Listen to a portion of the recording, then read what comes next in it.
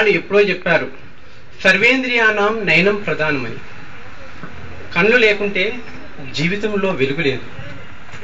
కళ్ళు లేకుంటే ఈ ప్రపంచంలోని వెలుగుల్ని చూడలేము. జీవితమే ఒక అంధకార బంధనంగా మారుతుంది కళ్ళు లేకుంటే. అలాంటి కళ్ళు నేనే గొప్ప. చాలు చాలు నీ బడాయి కొద్దిగా ఆపుతావా? నువ్వు చూస్తున్నావు, అది నాకు తెలుసు, కానీ చేసేది మాత్రం నేను. రోజు చేసేది మాత్రం నేను.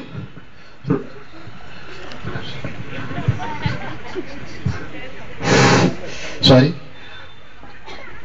పగలు రాత్రి పుట్టిన దగ్గర నుంచి చచ్చేంత వరకు రోజు పిలుస్తూనే ఉంటాను గాలి, కానీ నన్ను ఎవరు పట్టించుకోరు. రోజు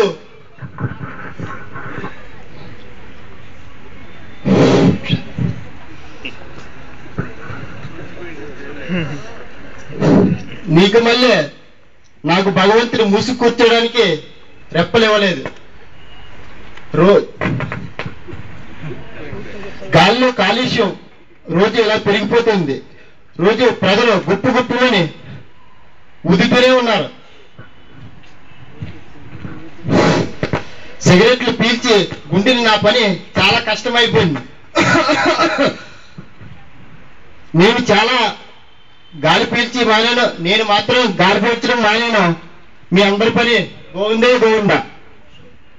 కనిపించిన గుండె చప్పుడు నేను అందించే గాలి ఊపిరితిత్తులో విడివడి నరాల్లో రక్తం చేస్తుంది.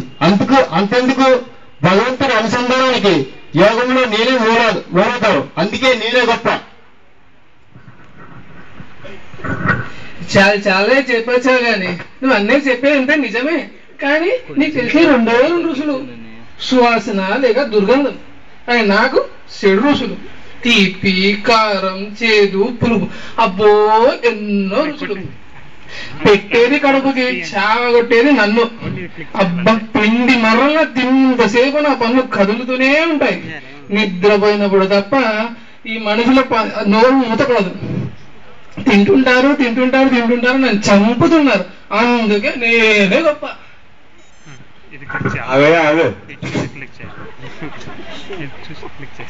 చెప్పింది చాలు కానీ ఇంకాపే.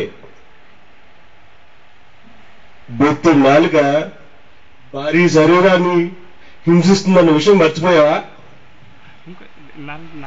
నమ్మి మొదలక నానాగడ్డి తిని లోపల పడేస్తారు.